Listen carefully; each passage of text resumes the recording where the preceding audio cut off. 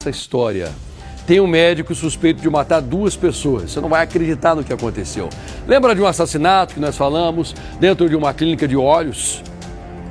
O assassino, de acordo com a polícia, é um médico que ele colocou uma máscara, entrou nesse lugar porque ele queria acertar as contas com o dono da clínica. Ele já tinha uma rixa antiga. O José Gabriel, esse doutor que eu falei para você, está preso. A polícia disse que o alvo dele, na verdade, era o Marcelo, o dono da clínica que eu falei para vocês. Marcelo e um paciente, o Paulo, foram mortos a tiros durante essa invasão.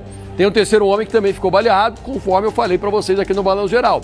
Mas agora, a reportagem vai trazer toda a trama. Por que o médico, o doutor José, invadiu essa clínica, matou 2 e feriu um terceiro? Qual era a raiva que ele tinha? Porque ele acreditava que não seria descoberto. O que está por trás de tudo isso? Vamos ver. O suspeito de atirar em 3 pessoas aparece nessa imagem, saindo da clínica de olhos que fica em Itapetininga, no interior de São Paulo. Ele é o médico oftalmologista José Gabriel Bloise de Meira, de 56 anos. Segundo a polícia, José Gabriel matou o dono da clínica, Marcelo de Souza Nogueira, e o paciente que era atendido na hora do crime, Paulo Correia Leite Júnior. Um terceiro homem que estava na sala de espera também foi baleado. Ele foi levado em estado grave para o hospital. A polícia acredita que o médico oftalmologista tenha entrado na clínica se passando por um assaltante.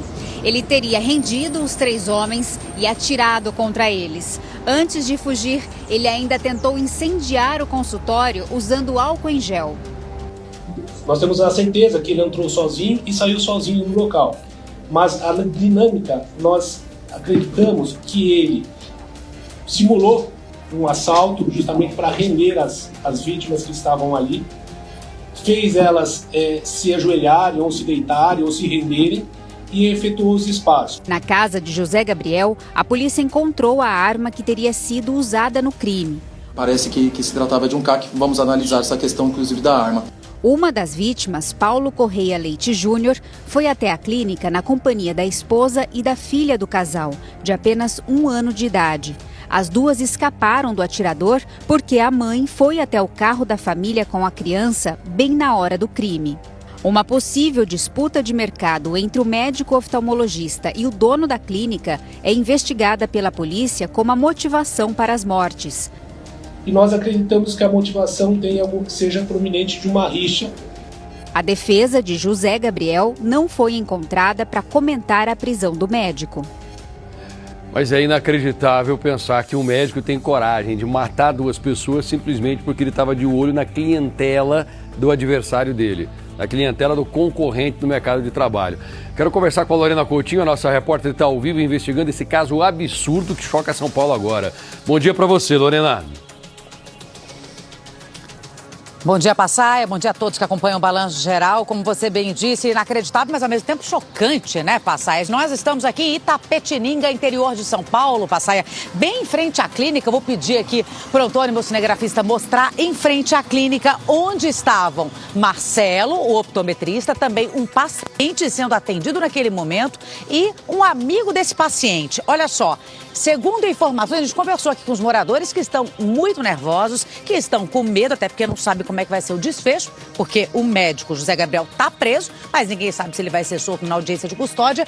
O certo é que eles disseram o quê? Que começou a sair fumaça aqui da janela. Vou explicar para o nosso telespectador o que acontece. Estavam aqui do lado de fora. Alguns pacientes do lado de dentro. De repente, eles começaram a ver aquela fumaça saindo, o odor muito forte, principalmente saindo dessa janela. Antônio, mostra pra mim, tem uma janela aqui atrás desse banner. A fumaça saindo, aquele cheiro muito forte. E aí, as pessoas, os moradores começaram a gritar socorro, socorro, pedir por socorro. E aí ficaram sabendo o que de fato estava acontecendo. Até então pensavam que era um incêndio, mas não. Havia uma pessoa... Olha só, tem uma porta. Atrás dessa porta de vidro tem uma outra porta, Passaia. E tem essa porta aqui que tinha uma pessoa gritando por socorro, que era o Aguinaldo. O Aguinaldo estava na sala de espera, ele estava acompanhando o paciente que estava sendo atendido ali pelo Marcelo, que é optometrista. Naquele momento, ele pedia socorro, porque o que tinha acabado de acontecer? Esse oftalmologista, José Gabriel, veio aqui, segundo a polícia, pronto para matar, com uma arma escondida. E ele tirou a vida, primeiro simulou um assalto, chegou, colocou todo mundo de joelhos, né? Uma cena, né, que ele veio aqui premeditado, segundo a polícia, e colocou todo mundo de joelho, botou de costas, acabou atirando. 2 pessoas morreram, no caso, o optometrista e também o paciente que ele estava atendendo, o Paulo, e o Aguinaldo, ele pedia socorro. Conversei com o morador, viu, Passaia, de uma casa mais à frente, ele disse: Lorena, quando eu cheguei aqui, vi aquela cena, ele pendurado na grade, pedindo socorro, eu liguei para os bombeiros desesperado, ele já saiu daqui desfalecido. Eu vou esperar aqui esse carro passar, pronto. Vamos atravessar a rua, porque a cena mais chocante de todas, Passaia, o nosso telespectador, porque realmente esse caso chama muito a atenção, tá? Bem em frente praticamente à clínica, quem estava aqui? Estacionado o carro da esposa do paciente, do Paulo, com um filhinho de apenas 1 ano. Ela foi a primeira pessoa que viu, então, a fumaça saindo, aquele cheiro forte. E aí, de repente, viu o que aconteceu com meu marido. Gritava e pedia socorro. Uma cena desesperadora. O que se sabe através das imagens das câmeras de segurança é que o oftalmologista passou por aquela calçada, inclusive parou, a gente vai colocar as imagens, parou naquele poste ali, guardando a arma, e aí fugiu. Ele tinha premeditado tudo. E o que ele fez, Passaia? Ele estacionou o carro bem à frente. Lá, alguns quarteirões à frente, ele tinha locado esse carro. Ele deixou o carro já ali numa vaga estratégica para fugir, mas ele não conseguiu. Porque a polícia foi em cima e menos de 24 horas depois conseguiu prendê-lo. Agora, por que a gente está dando essa informação aqui? Porque os moradores estão desesperados e conheciam o oftalmologista. Ele vai passar por uma audiência de custódia. Ninguém sabe, o futuro é incerto. Será que ele vai ser solto? Será que ele vai se manter preso? Conversei com os moradores, eles disseram: a gente está com medo, a gente não sabe o que pode acontecer, porque se ele foi capaz de fazer isso por causa de uma rixa, ao que tudo indica, o que ele não é capaz de fazer, Passaia? Ô Lorena, as pessoas estão com medo e eu fico imaginando agora o que vai ser se esse médico sair da cadeia, porque ele não teve o registro dele cassado, ele continua sendo médico. Será que ele vai voltar a atender? Se ele matou um concorrente porque ele estava de olho nos clientes do concorrente, é a desconfiança da polícia?